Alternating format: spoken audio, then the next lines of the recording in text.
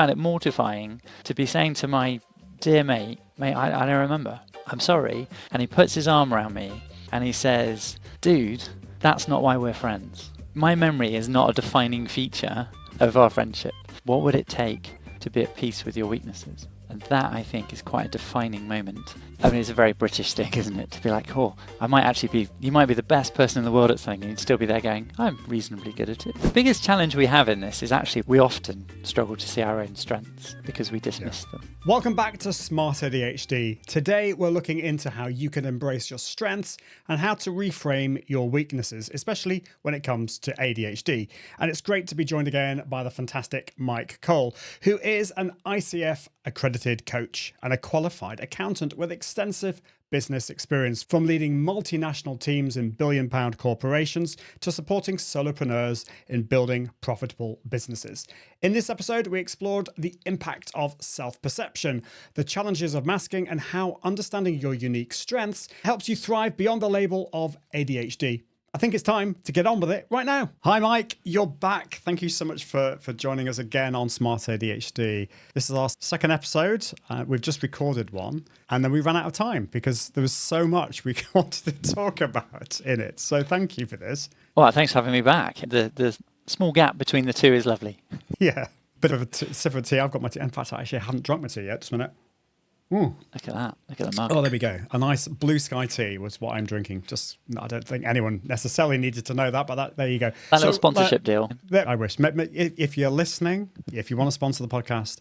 So we were talking last episode about building a business that works for you. We're going to have you back to talk about a similar kind of thing, but we were talking about, you were showing your experience with masking as someone with dyslexia. So you found out you had dyslexia in the 1990s. You were working in a corporate setting, and there were things in that corporate setting that you struggled with. And you were very open about things like memory and the time it takes to think and all those kind of things. And that, for you at the time, that's a very negative view, a negative way of looking at things. But you also then talked about the fact that there are some other ways of looking at it. There are some positives. There are some positive traits that you have. And as I mentioned last episode, so Mike doesn't, as far as you know, have ADHD, but you work with lots of different, as a coach, you work with people with ADHD as well. And there are definitely crossovers here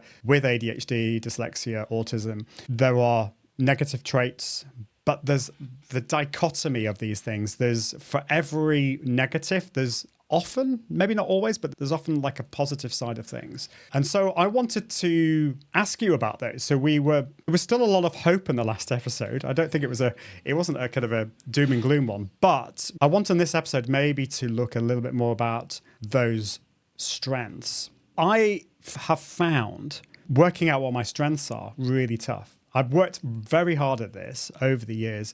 I did a course once called Growing Leaders, and one of the questions in there is to list your strengths. I couldn't do it. My wife was actually there, and I said, I don't know what my strengths are. And she said, what are you talking about? You're good at this, you're good at this.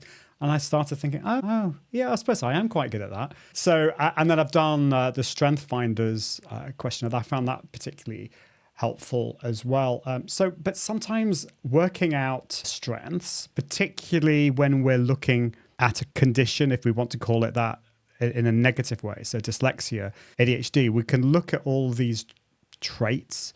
ADHD's got the word disorder in it. It's all pretty negative. So how do we work out what our strengths are? It's a great question. Actually, I think you've alluded to some of the key points, which is brilliant. First thing I would encourage is that we break free of thinking, as an ADHD person, what are my strengths? And we just go deep into ourselves about what are my strengths. And the reason I say that is because actually, in your case, Ian, the most important thing is you understand what your strengths are, some of which I think will be connected to being or having ADHD, some of which will not be. And we want to know all of your strengths. Or you want to know all of your strengths, and to make sure you're using them. And I think the Strength Finders, there's quite a few different profiling tools. Some people find them very useful, and that's wonderful. So if you do, please go ahead and use those and have a look. I feel those tend to be a bit boxy, as in, oh, you've got this profile, or you're one of these people. And again, Some people love that. For me, I think there's more of a nuance to it than that, and I think that can cause some trouble in its own right. However, it's a fine starting point. This is what I'd encourage though. I'd write down a list of everything I find easy. What do I find easy? And I'd also write down, where do people come and ask me for help that I find easy? Where is it that people say nice things about me that I find easy? Where is it people say nice things about me that I find energizes me? And then the other thing I would try is actually asking.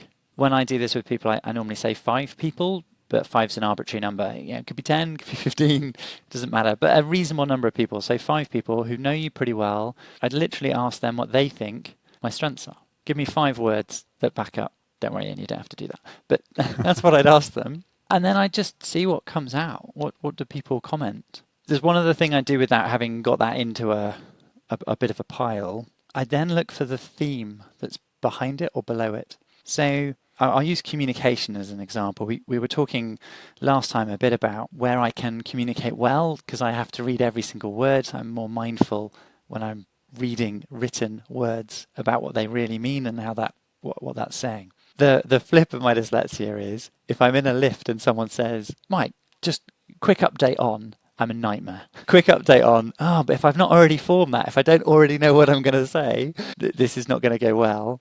If I'm on stage and I've spent loads of time preparing and I'm very clear what I'm presenting. So someone might say I'm a good communicator, but I'd say that's too high level. So what is the thing underneath it where I really perform well? The biggest challenge we have in this is actually we often struggle to see our own strengths because we dismiss them. And I wonder why, but when someone suggested some of your strengths to you, Ian, how did you feel in that moment? Did you look at them and think, yeah, I'm epic at those? Or did you kind of brush them off at all? I think in my experience, I struggled a lot with, as some people with ADHD do, not always, but I struggled with low self-esteem, thinking that I'm like no good at anything. And I think for me, there was definitely a disconnect with reality. And I assumed that everyone was maybe good at this, or it could be that I was maybe more of a perfectionist, that I was comparing myself with this ideal. So even when I trained, I was very talented in the music world, and I was always comparing myself to people who were better than me. When I was singing, there was always people that were better than me. I focused on the negatives. So again, with singing, I struggled with the memory and remembering words. So I always would focus on that. And so there was that side of things. And I think there's the whole area of maybe not wanting to blow my own trumpet, which is maybe a bit of a British thing. So not wanting to say, oh, I'm very good at that. And I've noticed some friends of mine, some of them are American. I'm not wanting to stereotype here. So American listeners, I'm not suggesting that all Americans are like this, but an American friend of mine who'd said that I just finished my new book. I think it's the best book I've ever written. And I just thought they were being sarcastic, because I would never say that. I would, sorry, I don't know whether I'm answering your question, but I think it's a mix of quite a few things there. Yeah. And each one of those, there's definitely something behind. And just on that last point, I mean, it's a very British thing, isn't it? To be like, you might be the best person in the world at something, and you'd still be there going, I'm reasonably good at it, yes. Which probably doesn't translate into anywhere else other than here, but there is that. But I think knowing your strengths and shouting about your strengths are not the same thing. And definitely the key starting point is to know what those strengths are, and then to shape your world to use those. And as business owners, we have, I think, quite a unique opportunity to really shape the business to play into exactly how we operate at our best. Quite happily, explore some of those elements and how that plays out in my world. But you also mentioned this sort of assuming everyone else is good at it. And I think that's a classic. We use comparison to try and help us grow and improve, and yet we also use it to hold us back. You look at other, let's take singing as an example. You look at other amazing singers and go, yeah, maybe they're more amazing than you are. And yet, and I don't know, Ian, that's not a statement or that's a theoretical comment. And yet there is actually room for many more singers than just those, let's say, 2 or 3 people you've got in your mind. And the way that you approach that, the tone of your voice, the notes you can reach, your stage presence, etc., will be slightly different to theirs, and that will work well in certain circumstances, maybe better than they would work in certain circumstances. There may even be moments where they went, oh, I wish I could hit the note that Ian can, or to bring that tone, because in this particular song or this particular part, that would fit sort of better than I can. So true. And I think with business as well, with the personal brand, I know there are people out there that know a lot more about than I know on certain things, that are better than me at certain things. But no one else is quite like me. I have my own personality, I have my own flaws, and my own personality and my own way of explaining things to people. And that will both repel certain people and attract other people as well. And that I know that to be the case, but there's still this disconnect between knowing that and actually I tend to then still focus on the negatives and not on my strengths. I've had to really work hard at that, to focus on those strengths and to shape a business around me that does focus on those things. Okay, so what would it take? Again, you don't actually have to answer this as a specific question, but it's the challenge that I would put forward. What would it take to be at peace with your weaknesses? And that, I think, is quite a defining moment for those that either have just listened to the previous episode or listened a little while ago but have a very good memory. I said there was 2 things I wanted to talk about and forgot one of them, and this is one of them. So it's come back, thankfully. So there was a milestone moment for me that happened about 3 years ago. And I, as I've said, I have a bad memory. It is something I have. There is not much I can do about it, but I have a lot of coping mechanisms and strategies to mitigate and minimize the impact of that. And typically that involves taking notes. Typically that involves bringing those notes up when I'm then talking to somebody. Very easy to do online. I do most of my things online. I was seeing a very good friend of mine. I've not seen them for a while, but we tend to see each other every year. And we were around the COVID time, so there'd been a little break. But I was talking to him. We were having a great time. We were playing with the families on the beach. It was lovely. And he told me about the sad passing of his parent, one of his parents. And it was really, really sad. And we talked about, how he was feeling and what was going on. And we had all this conversation. A year later, same beach, not quite the same day, but very, very similar with the families. We're back talking away, and we were talking about Christmas. And I said, that was your first Christmas after one of your parents had died. How was it? But I said, it was the first Christmas after and I could literally feel the ... in the sentence in the air. And I was thinking, I don't remember. Was it his mum or his dad? Now I know them. When I was at university, I was around there at least once, maybe twice a week in the family home, drinking coffee from their table. And I knew them pretty well, right? And I found it mortifying to be saying to my dear mate, I don't remember. I'm sorry.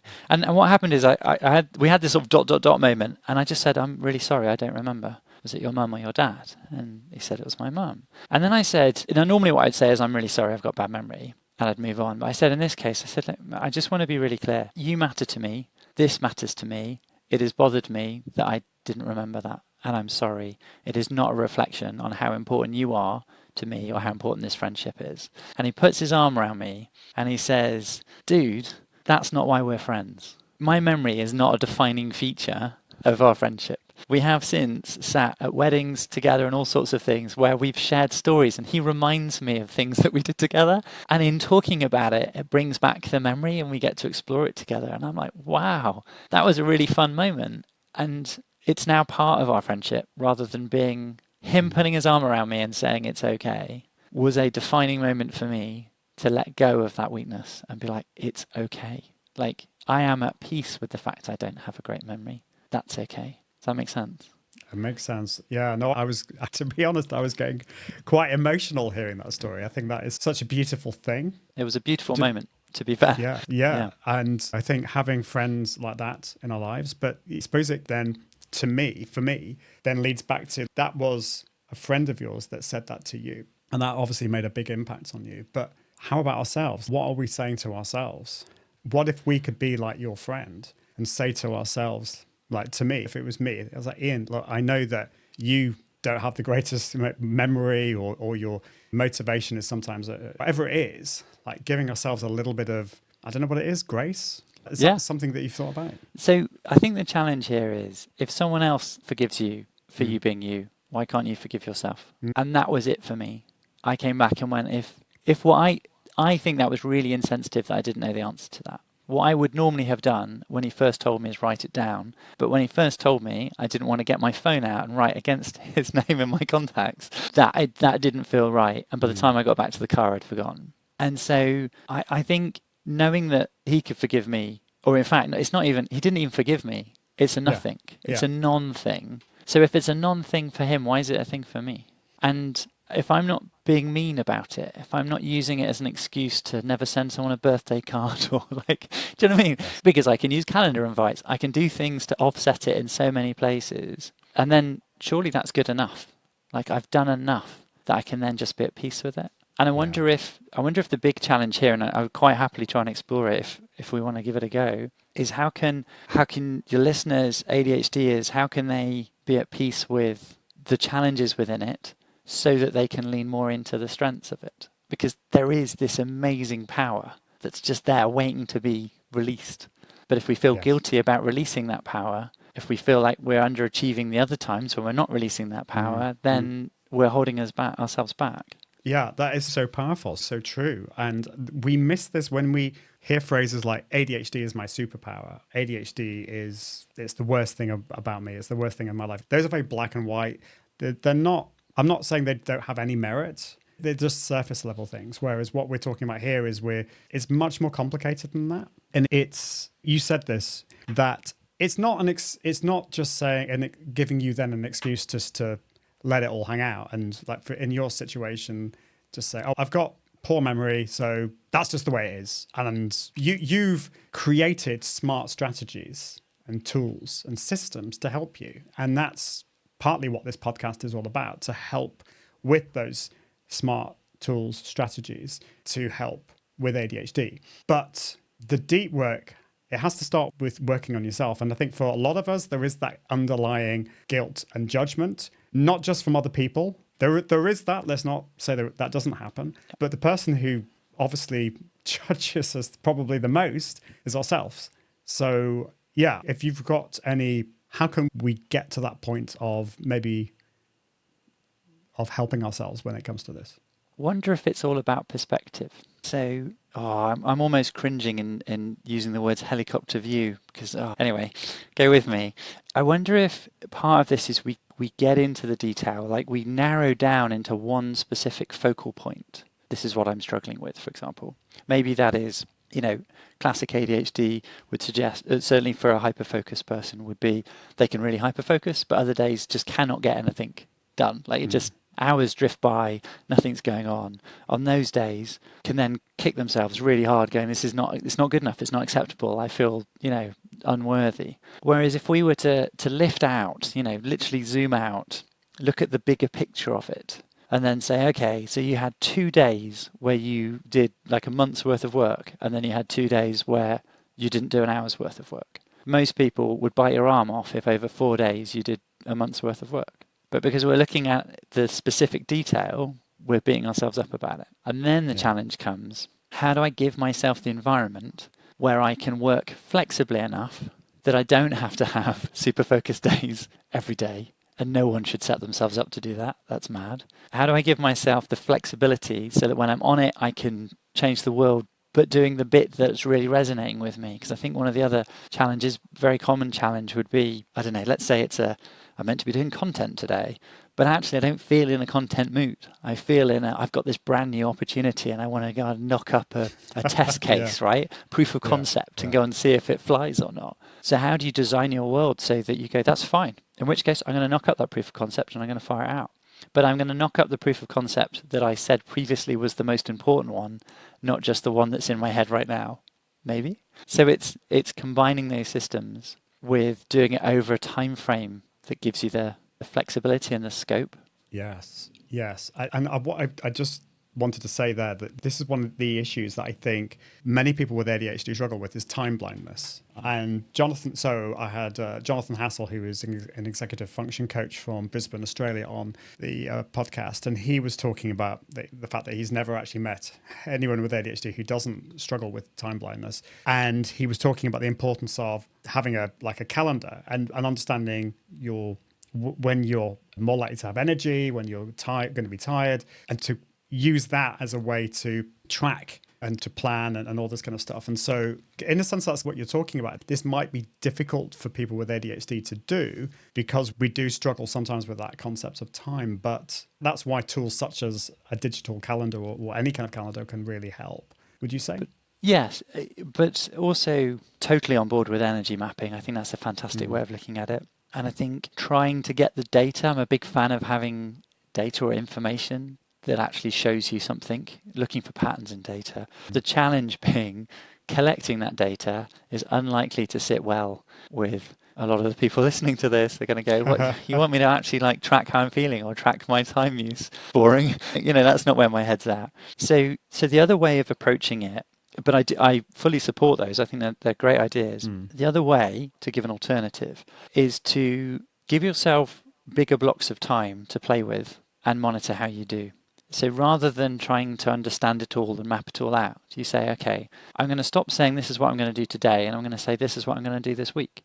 And it doesn't matter when I do it, but I have to do the things that are in that sort of to-do list, should we say. And I'm literally going to look at it and go, I feel in the mood to do that one and that one. I'm going to look again and go, feels like I should do that one today. I'll do that one. And see what happens. And you might find you get to the end of the week and you haven't done something. You put it into next week's. You get to the end of the week, you've still not done that one thing. You might find there's one thing. And then I'd start to say, okay, can you outsource this? How do you work with someone else to get this done? Some things we just have to dig deep and crack on and make happen. Or do we, as business owners? Can we not build the teams that we need around us? If we generate enough money through the products and services we offer, surely we can outsource key elements so that we can, if we haven't set our products up properly, then maybe we can't. Sorry, properly, that's unfair. Yeah. If we're struggling to charge enough that we can then outsource elements, that is a different challenge and a challenge worth addressing and looking at. But I do think if we start to see what we find easy to do and we start to see the stuff we find hard, and then can we find another way of getting those harder things done? In the corporate environment, there's still an opportunity, but it's harder because we control less about the teams and less about how much work we can just pass to somebody else to do. Yeah. So I think we're probably going to have you back on the show probably about 3 or 4 times, because I feel like what I've really found so valuable about our conversation is that you've really dug deep. And I think we have to dig deep into all of these different things. And there's a few other questions I was going to ask you, but we'll need to leave that for another time. But obviously the way we work and understanding our strengths is important. And to give, this is maybe a bit of dyslexia for me. I can't even forget, what's the word when you outsource? That's the word, outsource. If you need, maybe there are certain things that you need to outsource in your business. I know that for me, like I'm great with the ideas. I'm sometimes really great with detail and communication and explaining things. When it comes to more strategic things, I'm not quite so hot on that. And I think this is why it's helped for me to have friends around me, to work with coaches as well, who are specialized in those things. And yes, that does. It's certainly in the coaching, if I hire a coach, that costs money, but it's been so helpful for me. I wanted to ask you finally, so we will talk about all the other stuff another time, but I think with ADHD, and maybe this is the same with other types of neurodivergence, but we talked about this disconnect between our strengths and the way we view ourselves. I think often there's that disconnect between our strengths, this kind of feeling that we have a purpose, that we want to help people. There's definitely that. There's that emotion. We often look at things emotionally, but there's this disconnect sometimes with making money. So like sometimes in our businesses, we can focus on what we're really excited about. We really want to make a difference in the world. That's like a big thing for me. Like I see myself as this catalyst for the transformation in people's lives. I want to get people unstuck. I don't, in one sense, do my business to make money for me, it's not actually about making the money, except that obviously I need money to do what I'm doing. And I speak to a lot of people with ADHD, and it's not always the case, but there seems to be this slight kind of, I don't know what it is, a disconnect. So yeah, what do we do about that? That's a great question. And it's an interesting challenge. Coincidentally, I didn't get into coaching to make money. It can be a very lucrative environment and space, but I'm all for changing the world one step at a time. And one of the challenges in there, two of the challenges in there, one is, but I still need to pay the mortgage and put food on the table and, buy at least some clothes for the kids and all those sorts of things. I think, but I think beyond that, the more money you can generate into your business, the more opportunity you have to make a bigger impact. Yes. Whether that's spreading a message, whether it's offering services for a lower price, or deliberately doing a specific new service directly into a space. And so I think partly reframing it to consider, how does the money help? So if I think of what my purpose is, how would having more money accelerate or amplify that purpose? And then using the purpose, how do I generate that money to then reinvest at least some of it to amplify, to grow?